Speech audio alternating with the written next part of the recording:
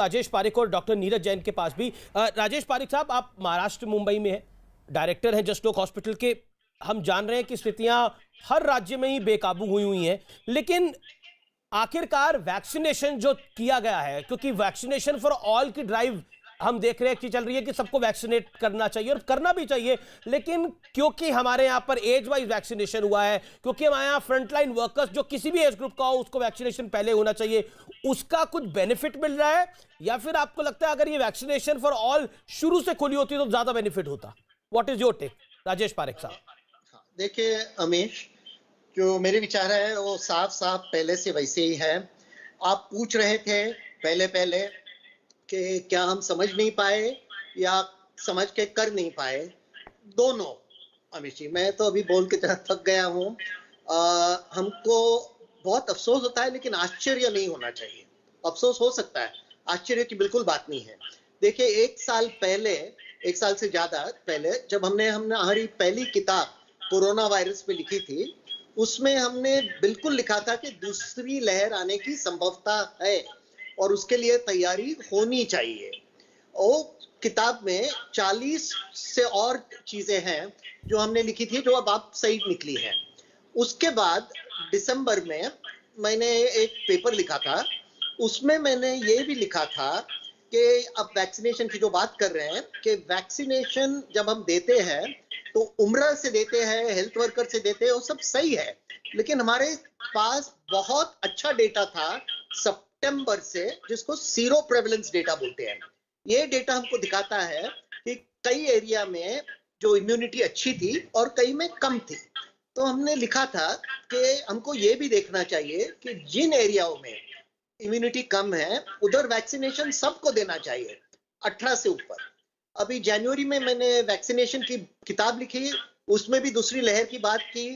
उसने भी लिखा वैक्सीनेशन जल्द से जल्द शुरू करना चाहिए। अभी जो हो गया, लेकिन अभी क्या करना चाहिए अमीश?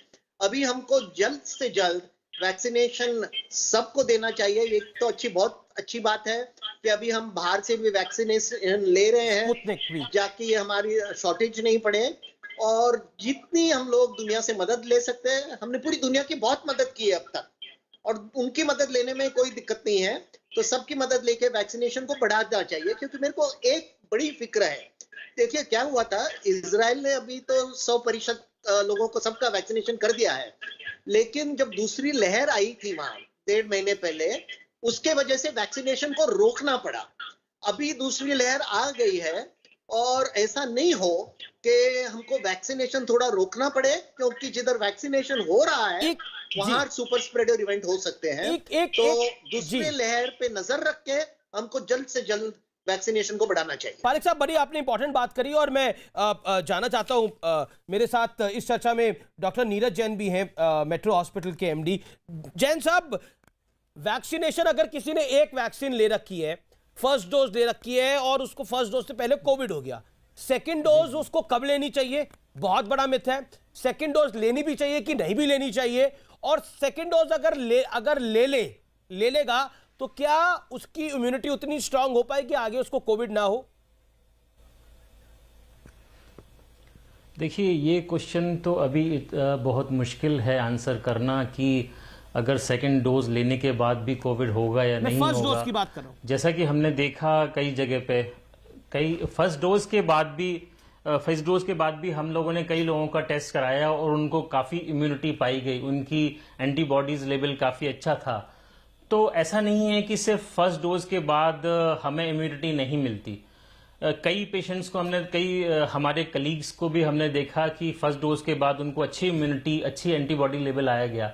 हालांकि ये जरूर है कि जो मैक्सिमम बेनिफिट है वैक्सीन का, वो 2 डोजेस के बाद ही आता है। जैन साहब, मेरा सवाल ये था, जैन साहब, मेरा सवाल ये था, हो सकता है आवाज मेरी क्लैरिटी के साथ नहीं आ रही हो, मेरा सवाल ये था कि फर्स्ट डोज ऑफ वैक्सीन ले ली किसी ने और सेकंड डोज ऑफ वैक्सीन उसने नहीं ली और उसके बीच में उसको कोविड हो गया है, तो वो क्या सेकंड डोज ऑफ वैक्सीन ले सकता है या नहीं ले सकता? अगर ले सकता है तो कब ले सकता है? That's my question. बिल्कुल ले सकता है, बिल्कुल ले सकता है, बिल्कुल ले सकता है। जैसा कि इनिशियली इन लोगों ने बोला था कि वैक्सीन सेकंड डोज 4 वीक्स के बाद लेना है, बट अभी जो गाइडलाइंस हैं उसमें 6 to 8 वीक्स तक भी हम सेकेंड डोज वैक्सीन का वेट कर सकते हैं।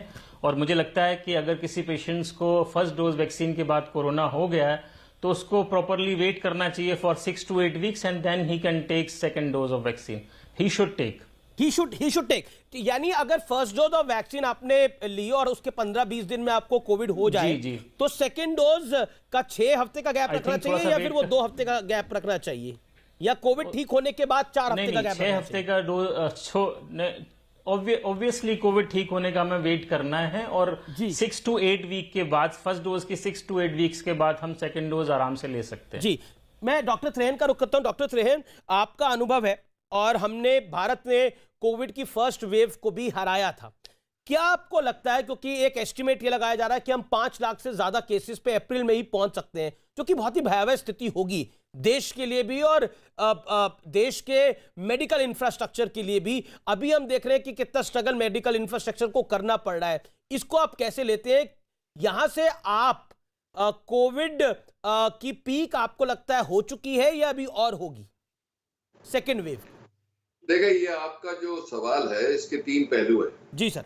पहली बात तो ये है कि ये जिस हिसाब से ये बढ़ रही है, ये अगर जो आप स्पेनिश फ्लू का कोर्स देखेंगे जो 100 साल पहले हुआ था, उसमें भी सेकेंड वेव जो थी वो बहुत डबल रफ्तार से फैली और उसकी पीक बनी और थोड़ा प्लेटो सा रहता है, फिर वो कम होगा।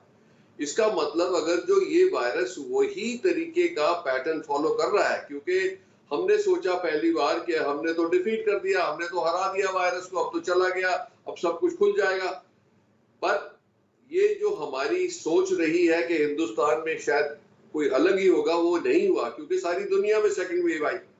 अब तीसरी वेव भी आ सकती है, इसके लिए भी हमें चौकन्ना रहना है। दूसरी बात ये है आपकी सिंपल बात कि अगर जो आप देख रहे हैं कि 2 लाख तक पहुंच रही है तकरीबन, हमें ये पब्लिक को बड़ा क्लियरली समझाना है कि इसके 3 पार्ट्स में आप आ सकते हो। एक पार्ट ये है कि आप होम क्वारंटीन में रहें और आपकी मॉनिटरिंग करी जाए। हमें पता है आज के दिन के कौन से टेस्ट करने हैं, किस टाइम पे करने हैं, कब सीटी करना है, ये देखने के लिए कि कितनी इंटेंसिटी है। जिसकी ट्रीटमेंट घर पे हो सकती है वो सबसे अच्छा तरीका है कि ज्यादा से ज्यादा तादाद में लोग होम क्वारंटीन में रहें। अगर जो उनके घर में जगह नहीं है होम क्वारंटीन की, तो गेस्ट हाउसेस को कन्वर्ट कर दिया गया है कोविड सेंटर्स के लिए। जो होटल्स हैं उनको कर दिया गया है कन्वर्ट, तो उनको वहां पे रखना चाहिए जहां पे उनकी ट्रीटमेंट चालू रहे, पर उनको हॉस्पिटल बेड की जरूरत नहीं है, तो वो जो लोग हैं जिनको जरूरत है उनको तकलीफ ना हो। जो तीसरा है, क्योंकि आज के दिन बहुत पैनिक है, लोग अपनी ऑक्सीजनेशन लेते हैं, वो 92, 93 आ गई तो उनको सोचते हैं कि अब हॉस्पिटल जाना ही चाहिए, पर ये जरूरी नहीं है कि सब उनमें से सबको आना है। डॉक्टर्स अवेलेबल हैं, हम उनको एडवाइस दे रहे हैं और अगर जो उनको जरूरत है तो उसी टाइम हॉस्पिटल में आए। पर अगर जो नहीं जरूरत तो वो बेड मत ऑक्यूपाई करें, क्योंकि जितना भी मर्जी हम कर लें, जैसे ये जो फैला है, जैसे फ्लड होता है, उसके फ्लड के ऊपर किसी का कंट्रोल नहीं होता, इसके स्प्रेड के ऊपर किसी का कंट्रोल नहीं है, बट हमें इंटेलिजेंटली इससे डील करना है। डॉक्टर अपना काम कर रहे हैं, उसमें कोई गलती नहीं है, डॉक्टर अपनी जान लगा के लगे हुए हैं। हॉस्पिटल्स की कोई कसूर नहीं है, हॉस्पिटल भरे हुए हैं और भर रहे हैं इतनी जल्दी कि उनके लोग बाहर वेट करते करते तकलीफ में आ रहे हैं, तो फिर वो सोचते हैं कि डॉक्टर